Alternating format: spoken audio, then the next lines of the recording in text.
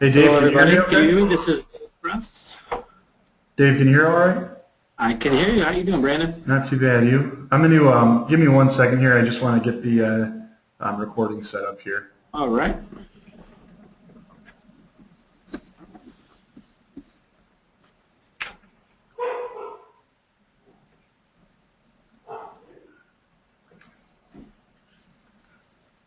It's all yours, Dave. Thank you, and I hope everybody can hear me. My name is Dave Press. I'm the sales manager here at Sterling Systems. Just want to take a second and thank everybody for coming and giving us a little bit of time this afternoon. This is part 3 of our part 4 series of editing family creation on the Revit side. Real quick, I'd also just like to say at the end of the seminar this afternoon, we'll be sending out just a real quick 5 or 6 question evaluation of the seminar today. If you can get a second, please go ahead and fill that out. We read those, and that helps us determine what our next series of training will be, topics that you guys want to cover, and things that would be helpful. So that really is our goal here on these seminars and these WebEx training, to make it valuable and worth your time to watch. So thanks again for coming. As Brandon mentioned, this is Sterling Systems. We're located here in Scottsdale, Arizona. We specialize in the AEC industry, which is architectural, engineering, and construction. Brandon LaCourciere, Senior Solution Consulting for Sterling Systems. As you can see, his credentials are there on the right, and mine on top there. So if you'll go ahead, Brandon. I just want to do just a real quick slide, a couple slides here on Sterling Systems for those of you that are new to us. Sterling Systems provide Autodesk software, obviously. We do implementations on the Civil 3D side as well as the Revit side, creating your family creation, creating your blocks. On the Civil 3D side, doing your styles. Consulting services, working with the different software. Sometimes it's a consulting could be, I want to work with Navisworks, I want to work with Civil 3D, I want to work with point clouds, I may have somebody working on a total different platform. Those sort of consulting services we can help and get you the best workflow through your project. Several different training solutions on site. We come to your building site for training. We can have a classroom training, just standard over-the-shoulder type training. We can customize just about any of our classes we have that will fit your needs specifically. Different support solutions, as well as I mentioned earlier, the Leica HDS scanning. I'm seeing an uptick in scanning services here in Arizona. It's actually off the hook. A lot of civil engineering firms, a lot of service providers, and a lot of architects that are now looking for point clouds as a deliverable. So we can be a nice interface that'll help you getting in training, involved in scanning, or purchase a scanner, anywhere in the middle. So we can help with all of that. I'm going to turn this over to Brandon, and he'll go through basically what we're going to do today as far as the seminar, and then I'll join you at the end for just a little bit of update. So go ahead, Brandon. Take care. Thanks, Dave.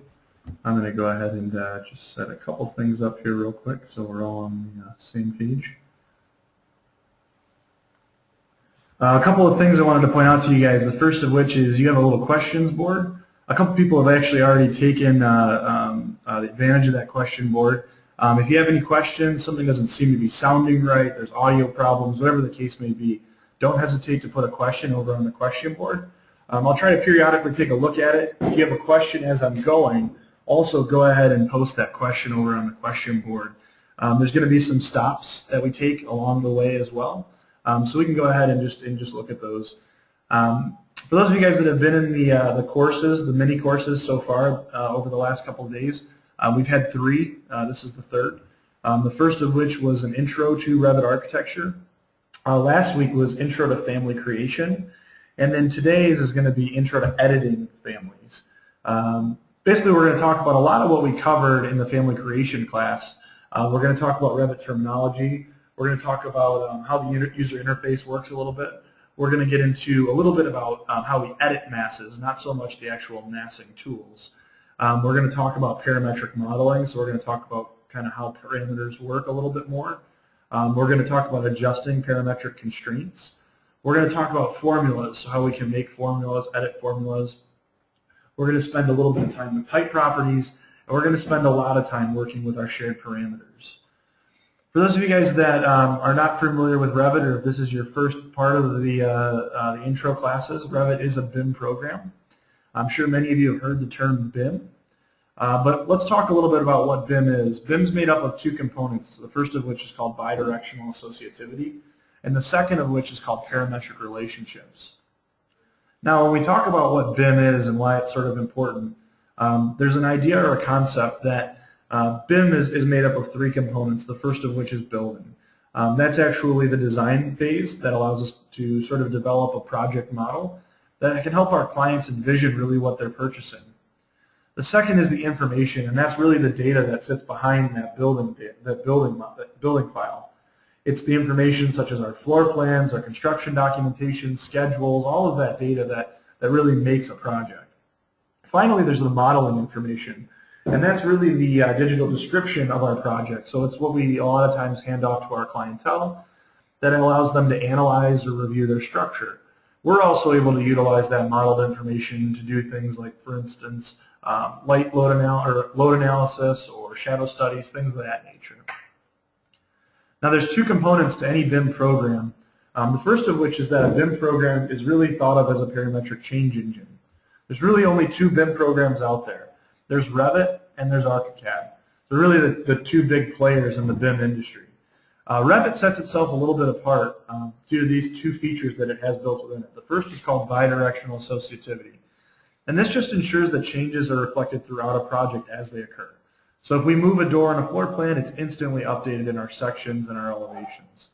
The same can be said about, for instance, schedules. As we update a schedule or make a modification to it, we can be rest assured that all of those changes occur throughout our project. The next thing is that it allows changes to be automated. So you're no longer having to do a regen process or update or refresh a window. It's instant. So these bidirectional associativity tools allow that instant change to occur. The other tool that Revit has built into it is called parametric relationships. And this allows the software to coordinate and manage changes seamlessly throughout the project. It also allows us to deliver very precise drawings in the sense of making sure that common issues that might arise in, for instance, a title block or in the way that we would word or phrase a note, those issues don't necessarily occur the same way that they might in some of the other programs that are out there. Now, some business issues that are resolved with the Revit program, first of which is design changes and corrections. Really great tools that are built into Revit that assist in making sure that design changes are updated almost immediately. We talked about a few of those just a few moments ago. Also, collaborative design. We have tools like work sets and work sharing that make it very easy for us to work seamlessly in one file. We also have standardized company standards that can be generated inside this program. So we're able to very, very quickly standardize the way that our company operates within the Revit interface. We also have the ability to work with integrating design features with drafting features. So while we're developing a design for a project, we're also helping to set up the foundation of our construction documentation. The next big feature is the ability to connect annotations to our design. So as an example, we can actually have the annotation relate directly to the component that it's selecting. We have features like keynotes, as well as some other tools built into the program that allow this to occur very quickly.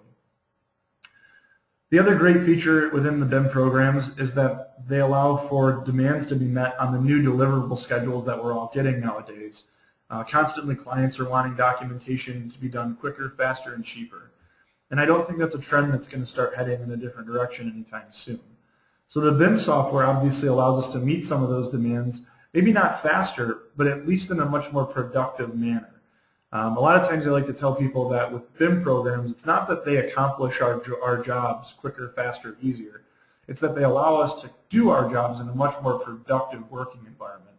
We still a lot of times are going to spend the same amount of time we would spend on a current project using a program like CAD.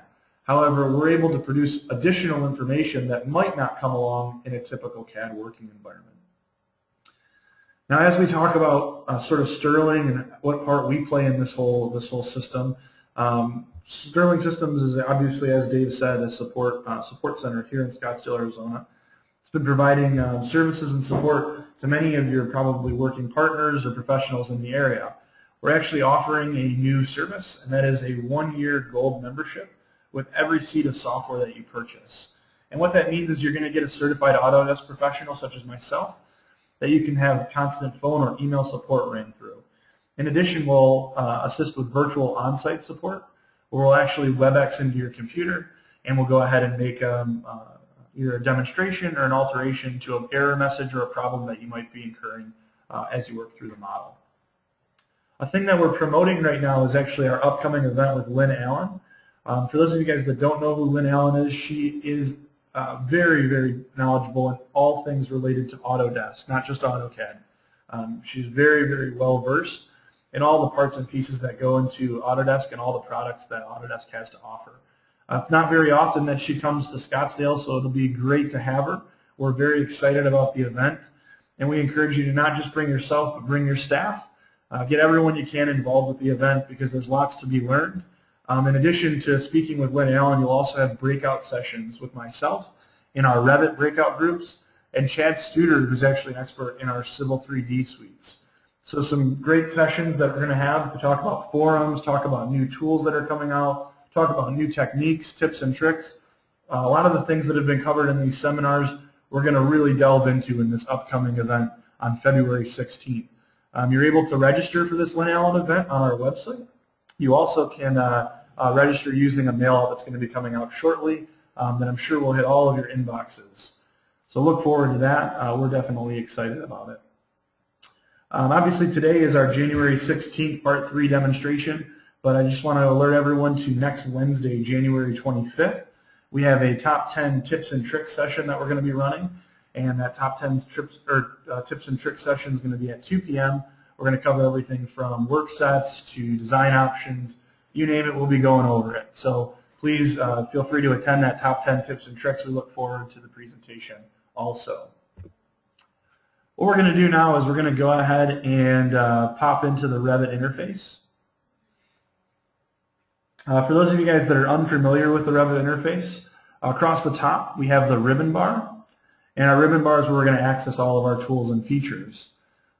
Just below that we have the properties palette and the project browser. You'll hear me refer to those quite a bit as we go through the training. And you also have the view window. So those are just a couple of the phrases that I'm going to be using as we go through this demonstration. Now as we work through the project, we're going to go ahead and notice that we're going to switch between a few different modes. I just noticed that a question popped. Hold on one second. I just want to make sure that we're not having any issues with the sound. Yeah. See if I can expand this just a bit. I'm having a tough time seeing some of the questions.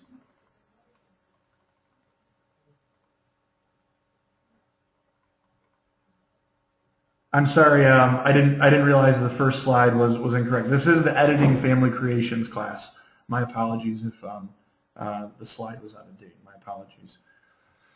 So what we're going to do is we are going to go ahead and cover editing family creation. For those of you guys that sat in the family creation course last week, you'll probably be somewhat familiar with some of the things that we discussed.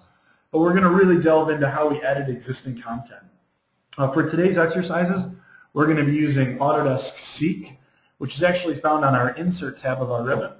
We're going to search some content out, and what we're going to do from there is we're just going to kind of look at some of the things that we have available to us. We're going to talk about parameters, talk about how they kind of work and how they function, and how we can make changes to them. For those of you guys that want to see a specific piece of content be altered, you're welcome to post a piece of content on our chat board. If I'm able to, I'll try to find an option for you, and I'll try to make an edit for it. So go ahead and feel free to use the chat board as the day goes on. If you want to post a piece of content that you're interested in seeing, feel free to do so. If you're interested in MEP content, go ahead and throw that up there as well. I do both the MEP as well as the ARC, so if there's something that you've been interested in seeing in those realms, again, just go ahead and throw those on the chat board. We're going to go ahead and start by keeping it kind of simple. We're going to go up to our Search Autodesk Seek button. And what we're going to do is we're just going to go ahead and just search a piece of content. I think probably the best generic piece of content that we could work with would be a door. So I'm just going to go ahead and search a door. When I do this, I'm actually going to go ahead and get a little prompt too. I'm sure most of you are seeing it right now. Autodesk Seek, what it allows us to do is find all sorts of content. We can find doors, we can find windows. Basically, if it's on Autodesk Seek, we can use it. So there's a lot of different content that we can pull from on this website. There's also a lot of generic content that's also in our material libraries that we can work with from this site. So really a great opportunity to find different data, make alterations to it, and have it work and function for our day-to-day uses. As you notice, I'm just kind of scrolling through to just try to find a good piece of content that we can work with. I'm going to try to find something a little bit on the generic side, just so that it doesn't have quite as many parameters and maybe we can make some adjustments to it. Working with content's not a complicated thing, but as you'll see in this demonstration, it does have its hurdles that we need to, from time to time, jump. I'm going to just go ahead and switch to like 15. I might be able to find a more generic piece here. Looks like all this is pretty specific. Let's see if we can't just grab a quick piece. Let's try like 29. See if I can't find something a bit more typical. We'll look at this gelled wood clad patio door. So when we want to go ahead and download a piece of content from the Autodesk Seek site, we can just simply select it. Then from there, you're going to notice that there's some different file types. So as an example, there's an SKP file on here. There's also a document associated with this. So there's a 3-part specification document that's specific to this gelled wood door. You'll notice that there's also a download up here for that Revit file. I can download an actual Revit file by just hitting the checkbox here. When I select the checkbox, you'll notice that up here at the top, I can download the selected file. I'm going to go ahead and say I want to download that. I'm going to get prompted to agree to a set of terms and conditions. For those of you guys that plan on using Autodesk Seek regularly, I recommend that you join Seek now. Allows you to bypass this acceptance menu. Once I've done that, I can go ahead and open that piece of content. And I'm going to have that content prompt on screen right now for me. Now, every piece of content that we work with is different. I'm going to get on a soapbox here real quick and just talk to you a little bit about how we can tell what content's good and what content's bad. Whenever we download a piece of content, we want to ensure that it's parametric. That's one of the first things. And one of the ways that we can ensure that is by looking at it and ensuring that it has some parameters built into it. You'll notice here that there's some equality parameters in place. There's also a width parameter. And if I switch to a 3D view, I can actually tell that each one of these components has been developed. So these are actually individual pieces. What that's telling me is this was not just an import from AutoCAD as an example. One of the things that in many cases sites like Revit City and a lot of the other third-party vendors are plagued with is content that actually has just been imported from AutoCAD or 3D Studio Max and turned into an RFA family. Those do work as placeholders, but they don't have a lot of the features that we look for in things like doors and windows, and we'll talk about some of that in just a few moments. Now, when we look at a piece of content, when we look at sort of some of the features we have available to us, we want to first sort of get an idea of how a piece of content was built. Now, every piece of content is sort of generated differently. If you look in a previous class that we did, and it's actually available on our website, our Family Creation course, you'll find out techniques in actually generating content. So setting reference planes, applying dimensions, and really talking about the application of parameters. When we look at a piece of content that we have nothing to do with or that we didn't really work with, we want to do sort of an investigation of that content. I'm going to go ahead and select one of the rails of these doors, and I'm going to hit Edit Extrusion. When I do that, I'm going to notice that I've got obviously an extruded surface. It doesn't appear that any parameters were applied to it. So there doesn't seem like there's any real like distance parameters, anything like that in place here. I'm going to go ahead and say Finish. I'm going to switch to a 3D view.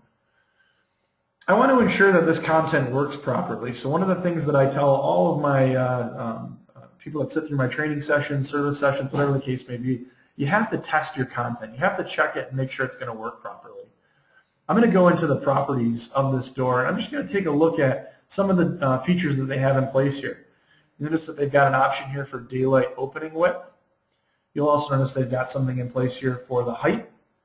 As we look, there's some formulas in place, things that we might want to investigate as we go through this door. You'll also notice there's a rough width and a rough height, and we've got some brick molding width and brick molding heights in place here. We're going to kind of just play with some of this, see what we can get, see if we can get any error messages, see how this works, and really just have some fun with it. I'm going to start by creating a new family type, and I'm going to call this our Sterling type. So this is going to be the one we play with. I'm going to first just sort of mess around with each one of the parameters. So where it says daylight opening width, I'm going to go ahead and just look at sort of how this is controlled. I'll notice that the daylight opening width has a formula associated to it.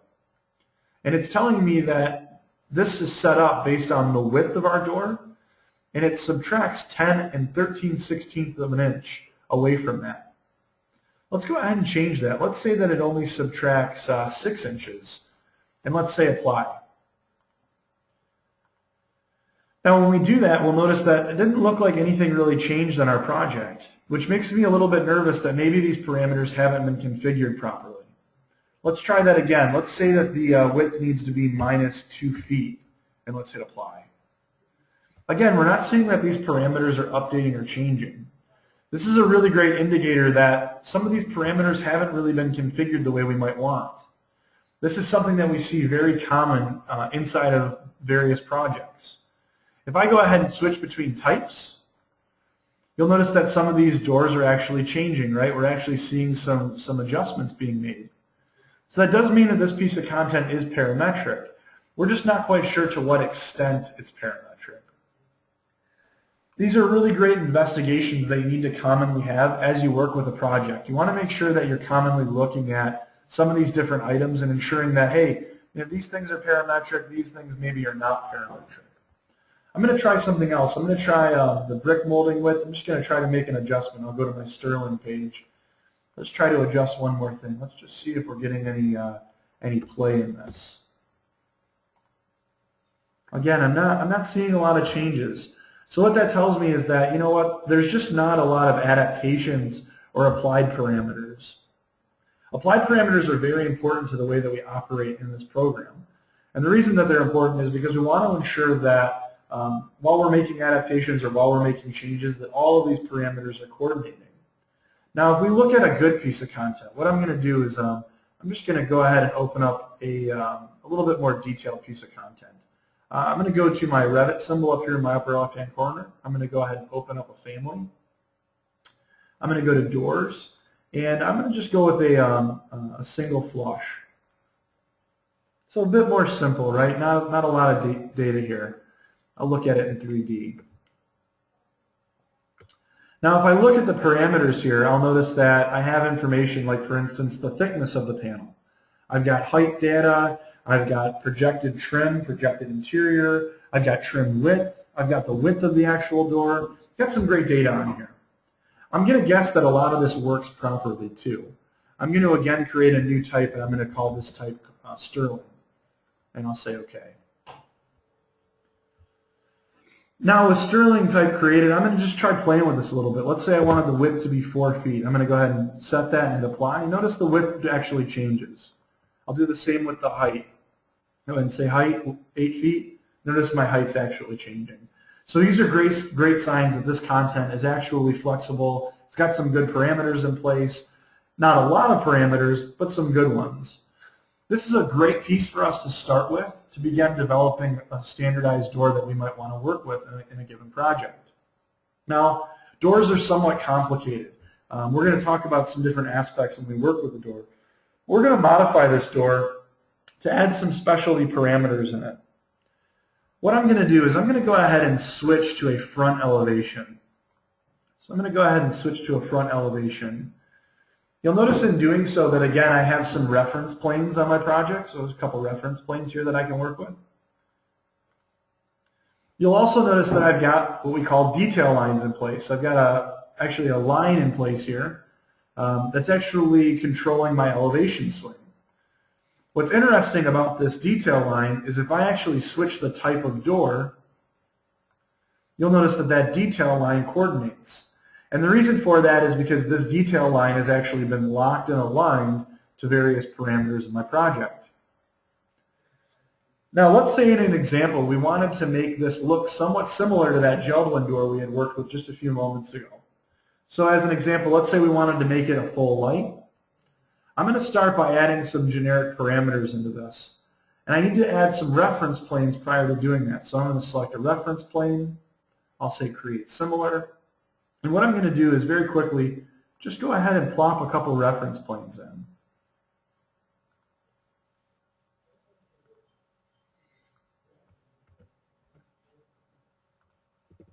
So notice I was able to just very quickly go ahead and throw some reference planes into this view. One of the reasons that we use a lot of times content that we pulled from another site is if the content's a really great starting point, it gives us a lot of flexibility, obviously, in developing a piece of content very quickly. What I'm going to do next is I'm going to go ahead and just apply some parameters. I'm going to start by dimensioning my reference planes that I put in place.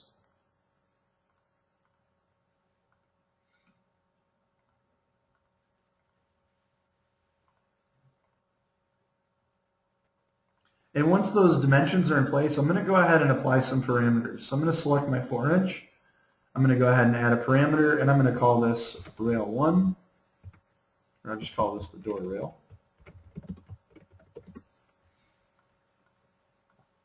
And what I'll do is I'll actually apply that parameter to those other two locations. I'm also going to go ahead and add a parameter at the base here for my kick.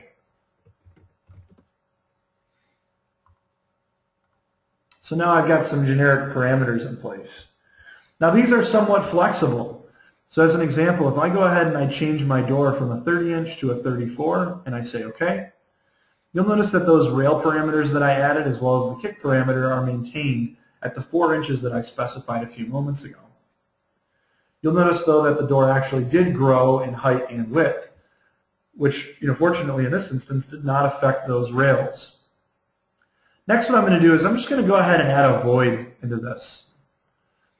For those of you guys that are trying to remember how we did voids, how we did extrusions, I recommend that you go ahead and watch the video that we made last week on family creation. Really great tutorial on how to go ahead and generate those types of forms. Once I have my void in place, I'm going to go ahead and just take a look at it. Notice that it's actually not cutting anything at the moment. If I switch to a floor plan view, I'm going to most likely see that void. And what I can do is just go ahead and make a quick alteration to it. I'm going to align it with the face of my door, and I'm going to lock that. I'll do the same on the other side, and I'll lock that as well. Now what I can do if I switch to a 3D view is I can actually use my cut tool on the Modify tab of my ribbon to cut away that void from my panel. So you'll notice that now I have a void similar to what we saw in that Geldwin door that we worked on just a few moments ago. Now we're going to take this a little bit deeper. We're just going to try to add a little bit more data to it just to really make this this door pop and really give it some of the aesthetic that the previous door we looked at had. I'm going to go ahead and switch to a front or floor plan elevation. And you'll notice that I have my panel in place here. What I'm going to do is I'm going to go ahead and again add some parameters. So I need to start by selecting my one of my reference planes. I'm going to say create similar. And what I'm going to do is I'm just going to go ahead and draw a couple reference planes in place. I'm going to start by offsetting. We'll say just 1 inch. That's going to be my center reference plane. And I'm going to offset 1/4 of an inch on either side of that center reference plane. Now once I've done that, what I'm going to do is I'm going to go ahead and set up a couple of quality dimensions.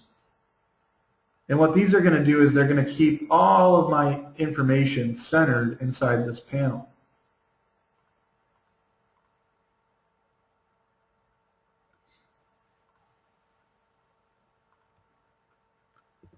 Now I'm also going to add a parameter. It's going to be called my glass thickness. So I'm going to add a parameter here, and we'll call this glass thickness. So really a great starting point at this point. Next, what I'm going to do is I'm going to go ahead and generate a piece of content. So what I'm going to do is switch to my Home tab, grab my extrusion tool, and I'm going to go ahead and draw my extrusion in place. I'll go ahead and lock those locations. I'll select Finish, and I'll switch to a 3D view. Now you'll notice that that piece of content, that little piece of glass, is not quite where I need it. So what I'm going to do is switch to a front elevation, and I'm going to align that panel with the reference planes that I had generated earlier.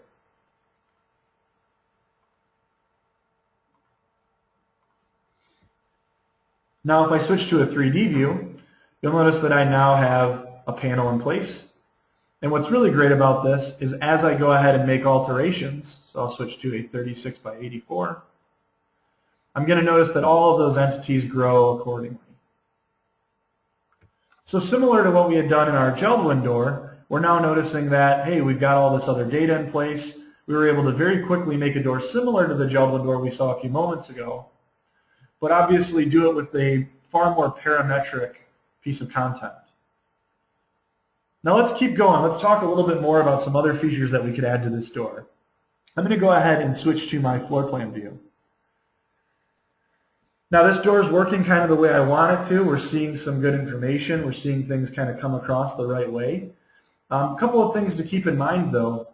As I look at this door, I'm noticing there's really only one representation for the display. So right now, if I were to go ahead and plop this into a project, I'd probably just see it as an open door. Just for good measure, let's go ahead and do that real quick. Let's just go ahead and place this door into a project just to see what we have, what we're working with. I'm going to go ahead and say load into project, and I'm going to load that into the project we were working on just a few moments ago. Next, what I'll do is I'll go ahead and just draw a wall. What we want to work with on this, this exercise is we want to look at some of the display options that we have as we develop content.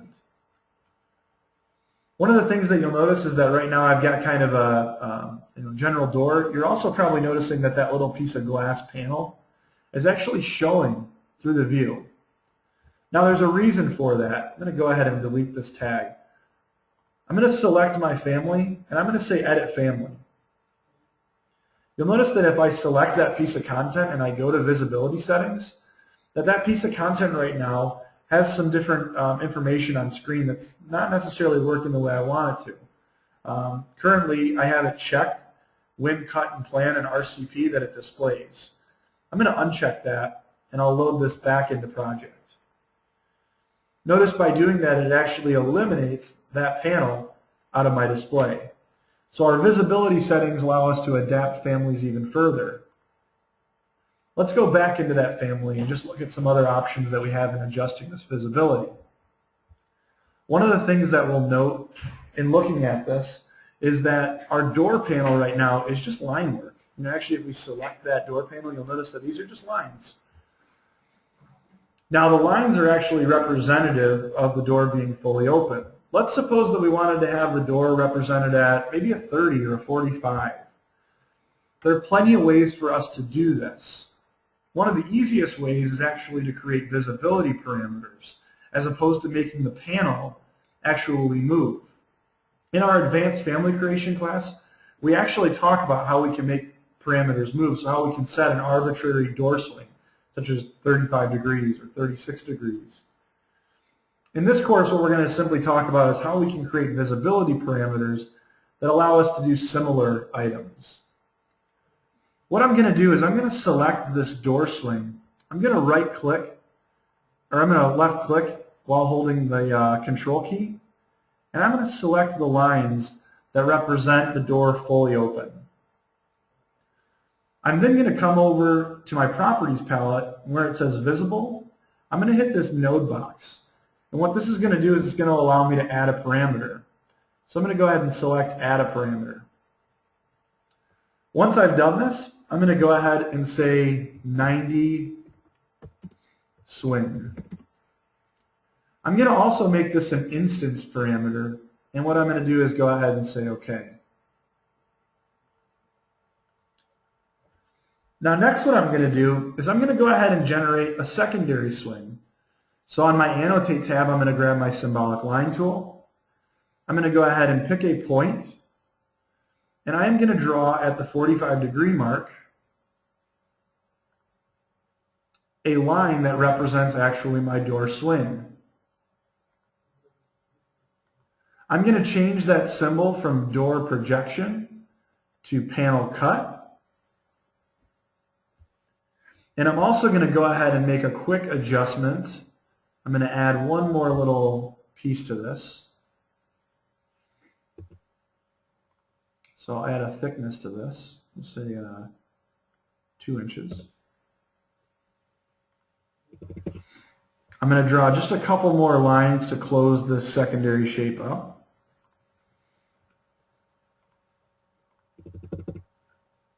I want to make sure that those lines also lie on panel cut. Notice I now have all those lines on panel cut the way I want to. And what I'm going to do is I'm going to go ahead and just add a swing to this. So I'm going to switch the current display that I have. I'm going to actually switch this 90 swing off for a few moments, just so I don't have to see it. I'll use the Annotate tab,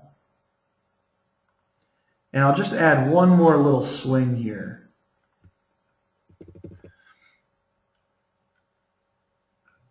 And with this swing, what I'm going to do is I'm going to toggle it so that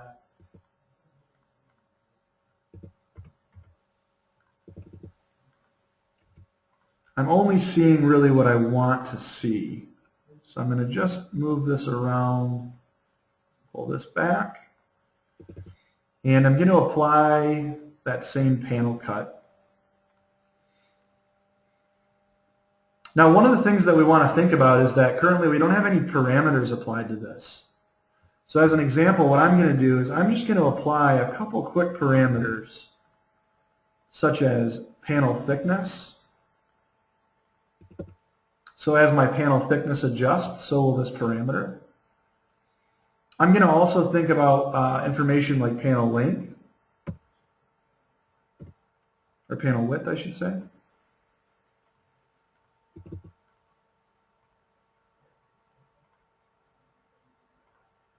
Just so that we're getting everything working properly.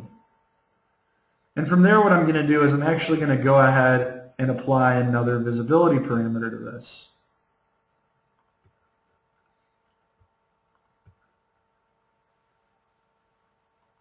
I'm going to call this one my 45 swing and say OK.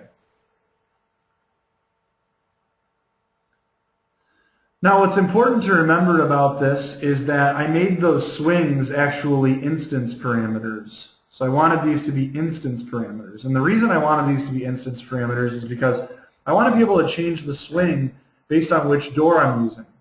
I'm going to by default have the 45 swing turned off. And there's a reason for that. I'm going to go ahead and load this into project.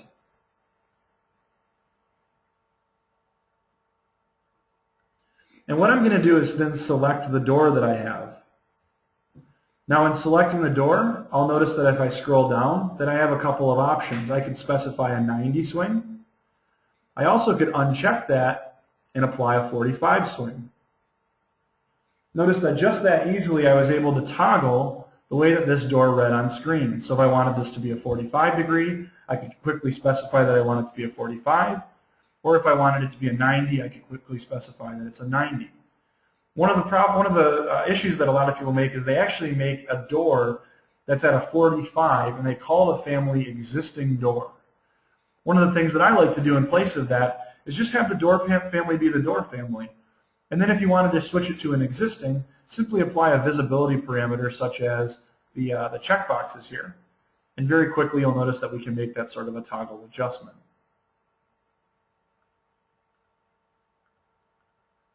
You'll notice that this works obviously with all of our parameters.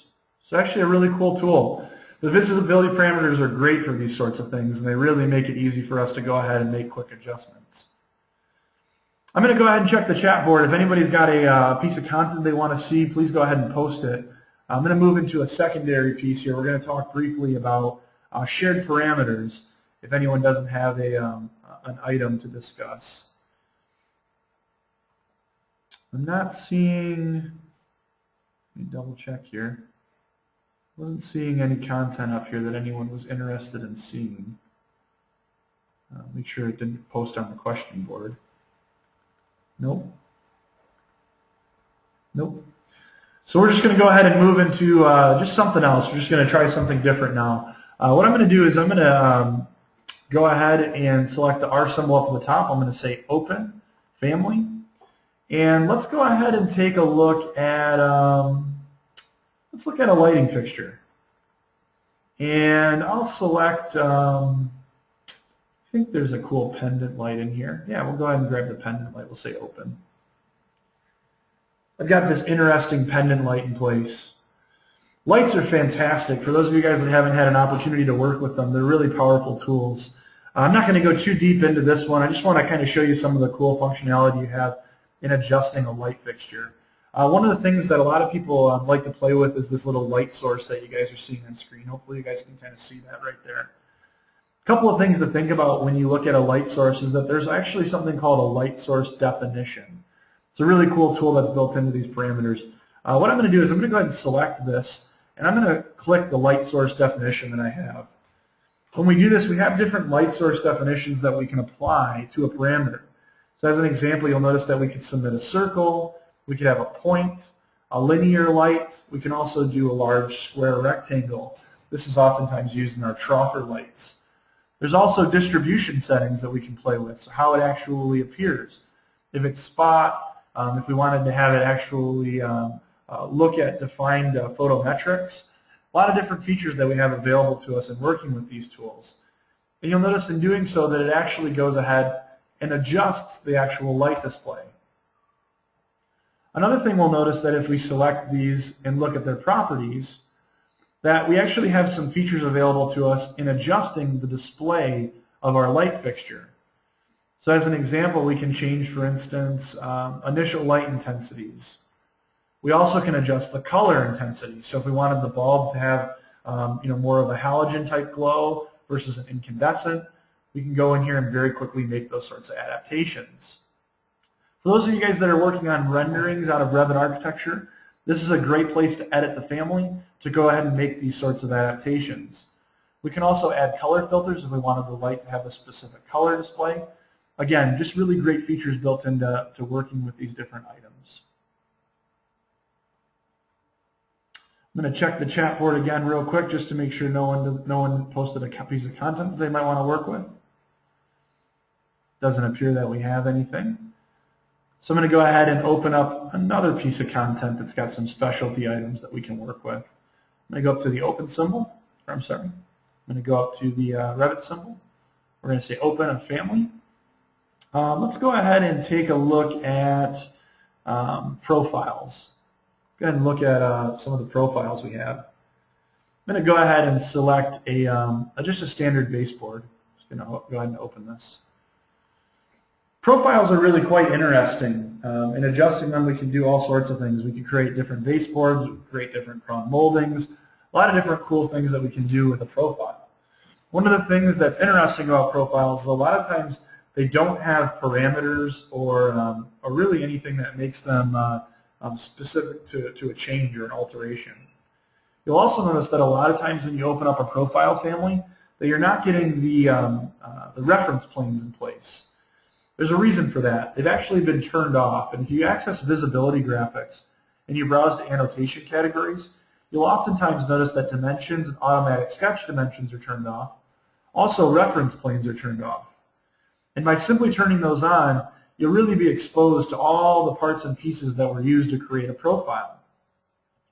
For those of you that are unfamiliar with how a profile operates, they're actually quite simple. You just simply can generate a shape, and once the shape's been generated, you can load it into a project and apply it to a system family such as a wall sweep, a door sweep, something along those lines. We're going to practice something real quick here. We're just going to go ahead and just take a look at making some modifications to this. Now, if we look at the types, there's actually some different types available to us. And if I try applying those different types, you'll notice that some different items in prompt for me. You'll notice that there's some locking constraints in place, so they're just locking different items. So in switching from a 3.5 inch trim to, as an example, a 4.5 inch, we're maintaining that, really the decorative element that's a part of this item. Now let's say we wanted to go ahead and apply a sweep. I'm going to apply a void sweep to my wall sweep. So let's say I wanted to have a little notched section here. Now, when we're in our profile mode, you'll notice that there's no sweeping tools available to us in here. There's no real ability to do anything like that. But what we can do is we can alter the line work that we see on screen here.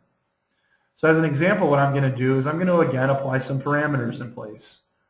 Now across the top here, I'm going to notice that there is no parameter for my top plane. What I am going to do is I'm going to go ahead and generate a reference plane that sits in the very center of this family. And what I'm going to do is I'm going to go ahead and apply an equality dimension that centers this inside here. Make sure that I set this up the way I want to. I'm actually going to do it from the point here.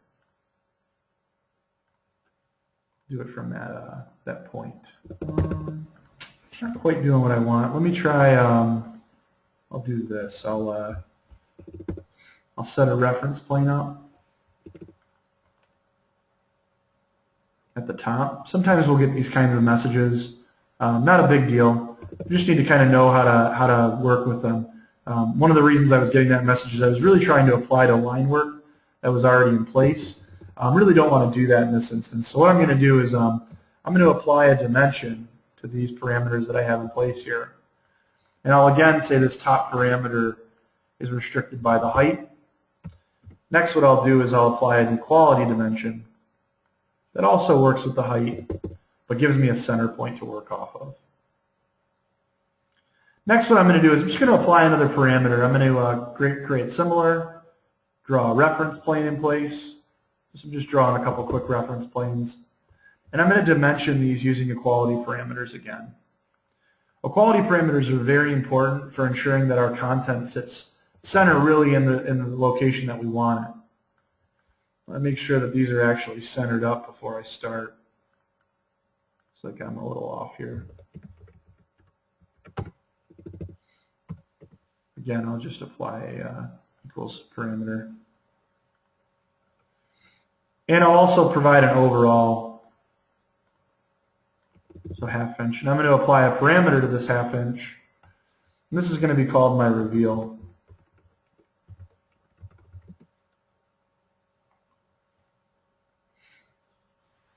So I've got a nice little set of parameters that I've drawn up here.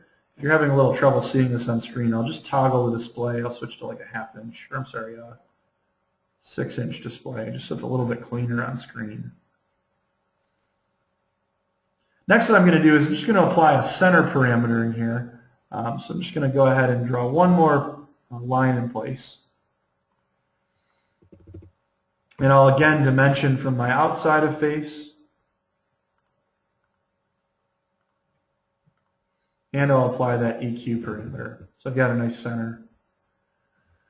Now what I could do is I could go ahead and toggle the lines here. I'm going to go ahead and just draw a couple lines in place.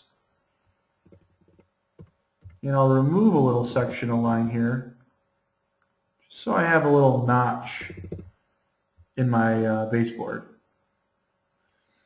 Now what's nice about adding this little notch here, you'll notice that if I go ahead and switch my style from 4.5 to 5.5, that notch actually moves with my view, right? I'm actually seeing that notch move.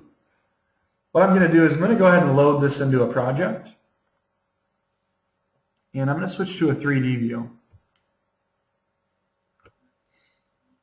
Now what I can do is I can go to my Home tab and select my Wall Sweep tool.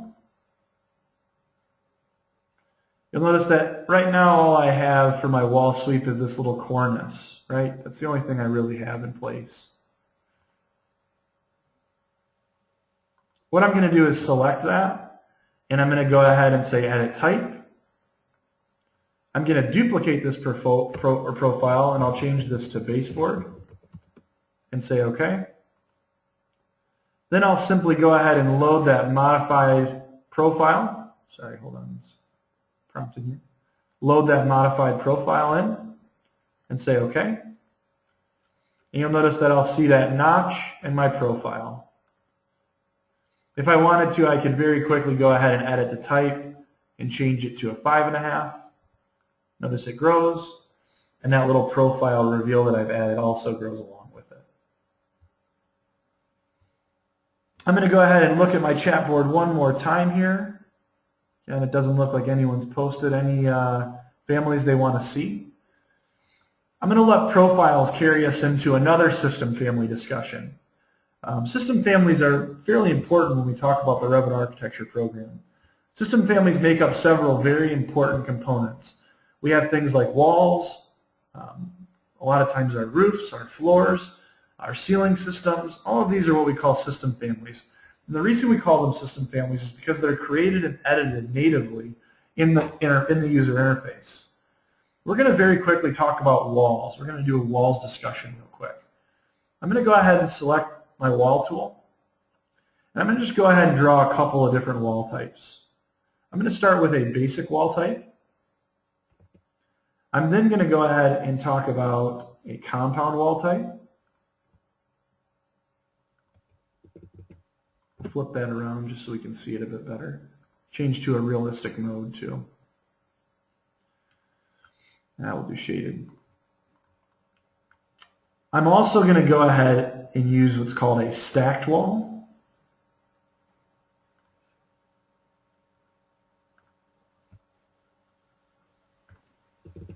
And I'll flip that around as well. And I'll finalize with a curtain wall, a storefront curtain wall.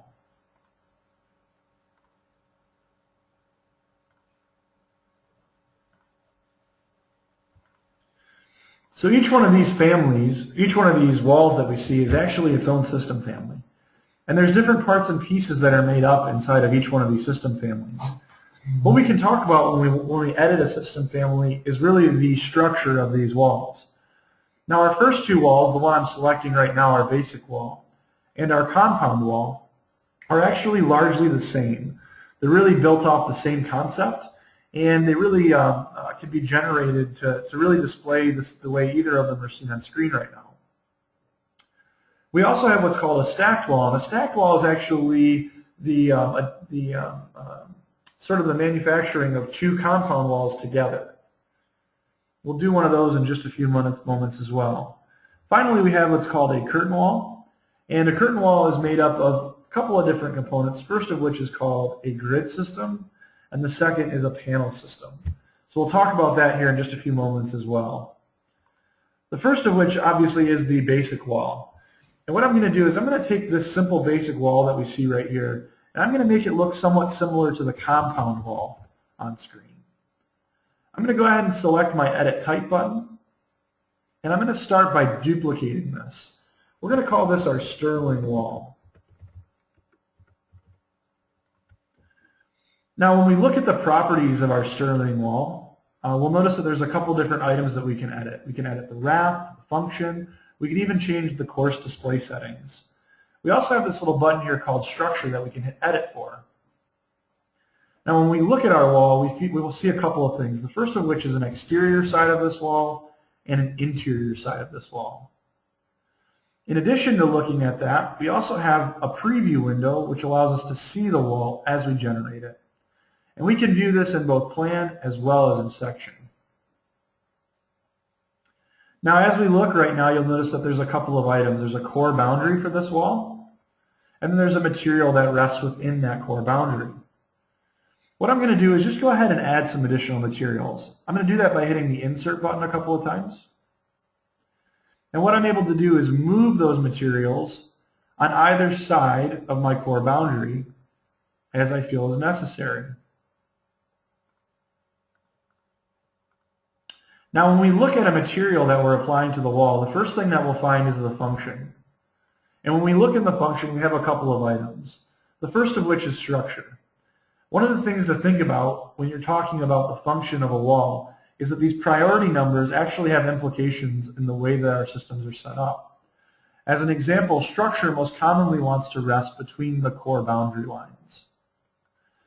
Finish 1 often wants to be our furthest most exterior side material, whereas finish 2 commonly wants to be our most interior wall. So oftentimes our drywall or our plastered finish. From there we can start adding functions such as a substrate. We could then go ahead and add something like a thermal air barrier. We also have the ability to add information like a membrane layer A lot of times that membrane layer wants to rest in front of our thermal air barrier. We then can go ahead and apply materials. So as an example, let's say for finish 1, I wanted to apply a stone. For finish 2, for my thermal barrier, I wanted to actually go in and put in a air infiltration barrier.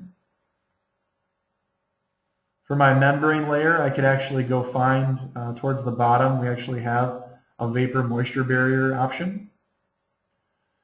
For my substrate, I could go ahead and select at the very bottom here my wood sheathing, plywood. And for my bottom finish down here, I'm going to go ahead and select gypsum. Now you'll notice that over here in my assembly window, I'm not really seeing anything in display, but I can very easily go ahead and start adding thicknesses. So as an example for my stone, I'm going to go ahead and add a thickness of 3 5/8.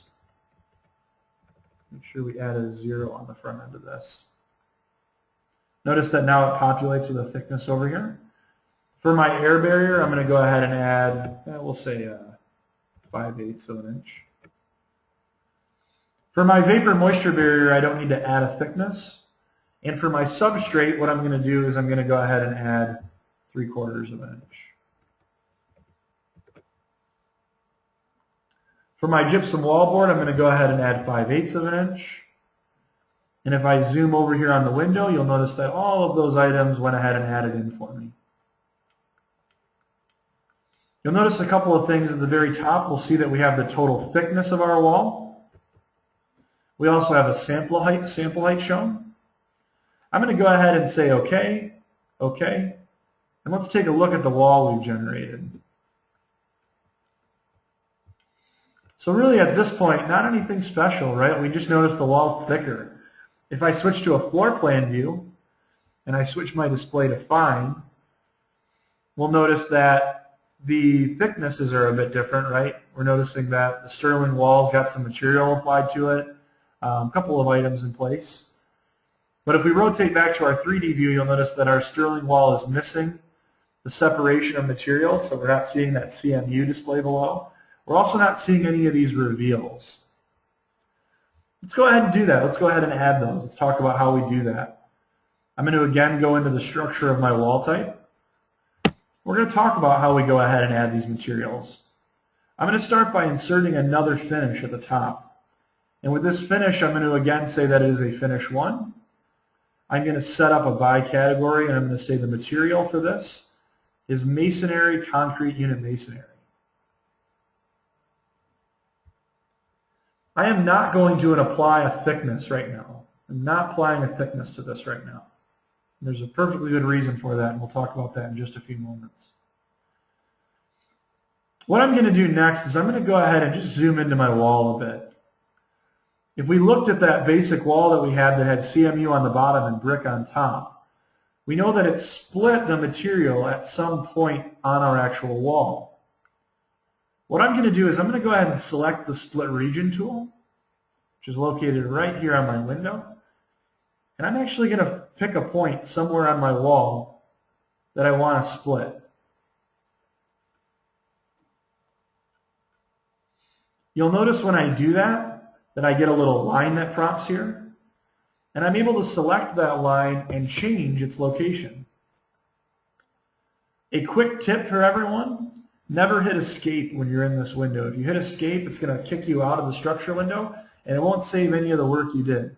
So if you want to escape out of a command, make sure you hit the modify button down here at the bottom. Now that I have this item split, you'll notice that up here in my material selections, that our stone is now set to variable.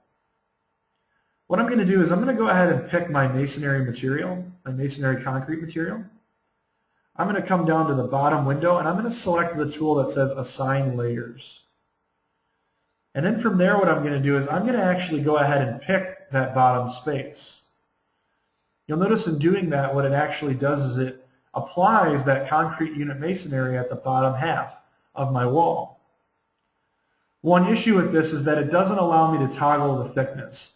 So as an example, if I was going to change the thickness of this to 4 inches, I'll notice that it would change it for both materials, not just the one specified. This can oftentimes be a problem if we're trying to create a differing material look, which is why we oftentimes use stacked walls when we're creating different wall types like this. The next thing that we need to do is add some of those reveals and sweeps that we found on the other basic wall type. I'm going to select the sweeps tool. I'm going to select that I want to add a profile. And then what I'm going to do is I am going to go ahead and select a profile type. If I select, for instance, the sill precast, I believe there is one for, we'll say 5 inches wide. What I can do from there is set a material. So I can say that I want that to be concrete. I then can go ahead and specify a distance. So I'll say 4 feet. Actually, I'm sorry, I think it's 3 feet now. I want it to occur on the exterior side. I'm going to go ahead and hit apply. You'll notice when I do that it actually applies that profile. If I wanted to, I could go ahead and change the profile to, let's say, the 8-inch. I'll hit apply again. Notice it just changes that profile shape for me.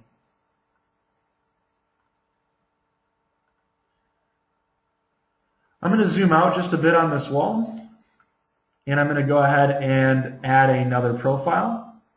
So I'll select my sweeps tool. I'll hit my add button, and I'll select, in this case, a 16-inch parapet. I think we'll go 14-inch. I don't think I need quite 16-inch. I'll select my material as concrete. Oops. Concrete. And instead of specifying a distance, I'm just going to say that I want this located at the top, and I'll hit apply. Notice it plops at the top. Not quite big enough. I'm going to just go ahead and put a little bit bigger cap on there. Whoops, did that on the wrong one. My apologies. Let me switch this back to 5-inch, and we'll switch this back to our 60. Oh, we're on the wrong one here. My bad. Let's grab our sill precast again. 5-inch. We'll switch that to the 20-inch. There we go. So you'll notice that we very quickly now have these various items in place. Got a couple of sweeps here, and we'll go ahead and say OK. Reveals work very similar. I'm going to go ahead and select my reveal tool. I'll go ahead and hit load or add a profile. I'll just go ahead and I'll select that I want to do brick course reveal 1. For my distance, I'll go ahead and say, let's say 5 feet. I want this to be on the exterior side. I'm going to go ahead and hit apply. Notice it's plopping right there. I'll go ahead and add one more. Again, I'll use brick 1. I'll set this one to 6 feet. I'll apply that. And I'll add one more just for good measure. This one will add at 7 feet. I'm going to go ahead and hit apply. Oops, make sure we get that to brick 1. And I'll say OK.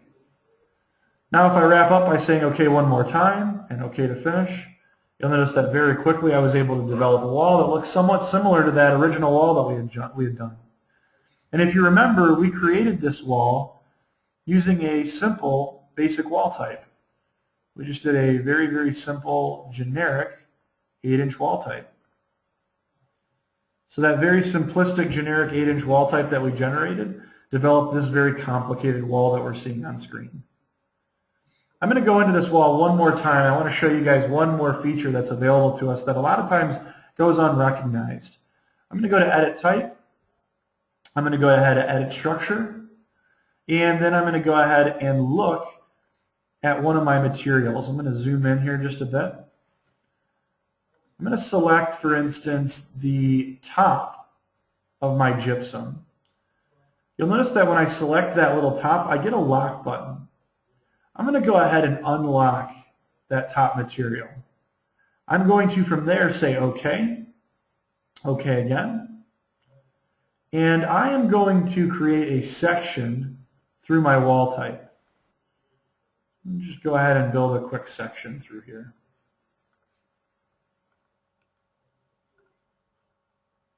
I'll turn my fine display on so we can see all our materials. Let's say as an example we wanted to put a ceiling in here, or we wanted to put a roof in, but we did not want our gypsum to go up to the top of our ceiling. By simply unlocking that top constraint, we're able to actually toggle the height of individual materials.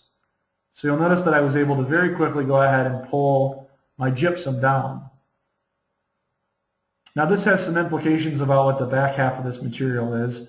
It might not be ideal in pulling down this item, but it does allow us to do certain things as we work with different projects.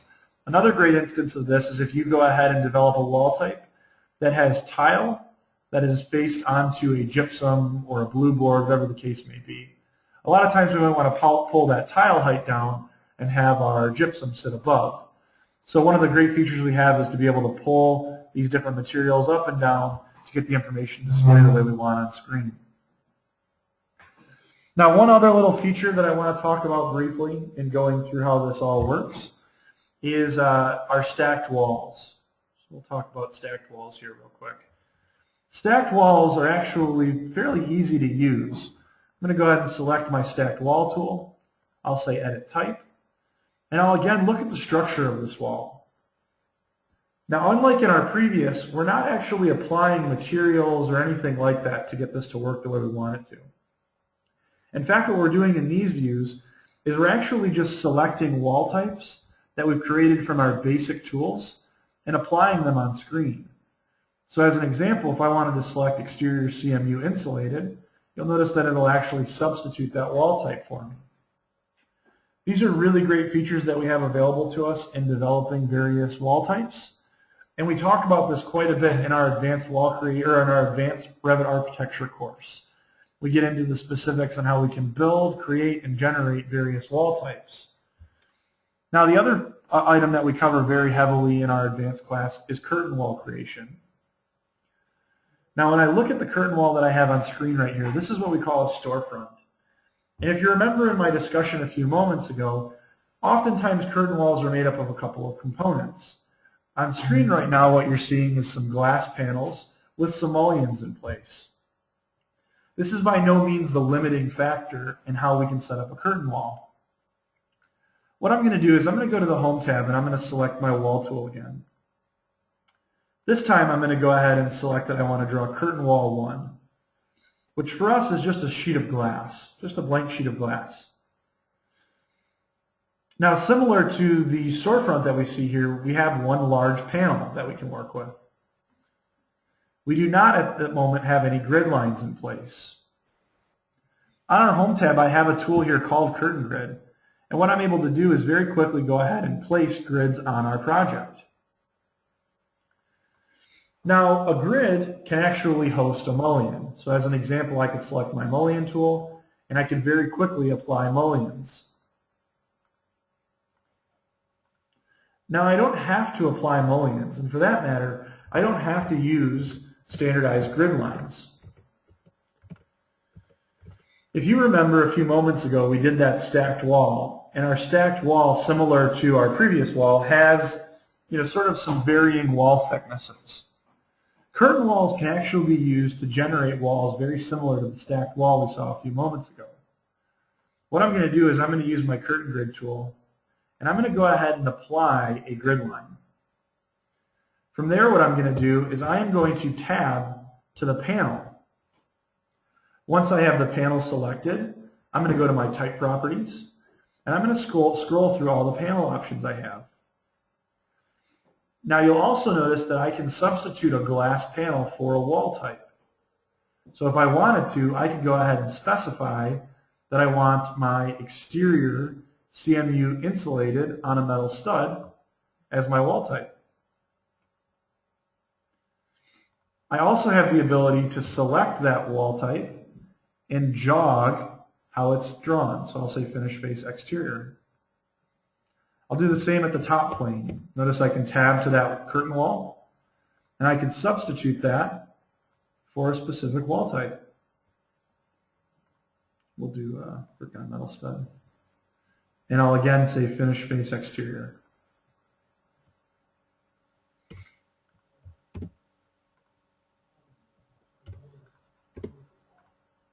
So you're noticing that very easily I'm able to have all of these items look and appear the way that I would want them to.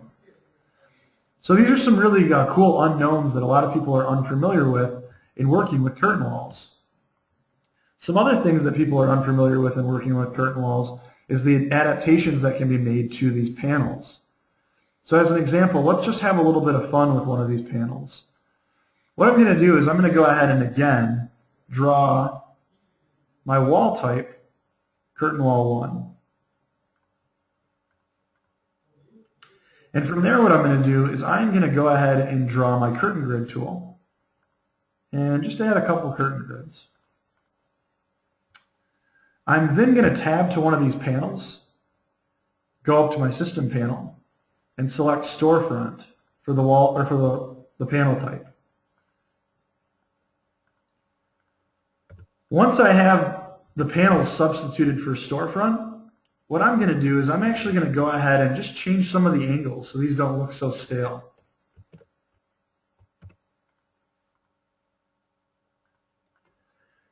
I'll go ahead and I'll select one of these panels.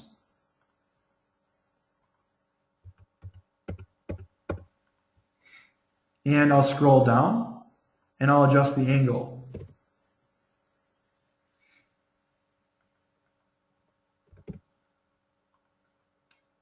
Notice when I do that, it actually goes ahead and adjusts the angle that I see on screen.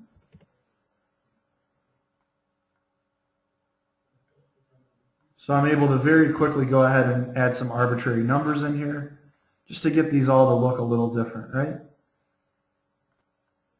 So some really cool, fun tools that people are not always that familiar with, or maybe even don't even realize they exist within the program. Just add one more in here. Throw one more guy right here at the end.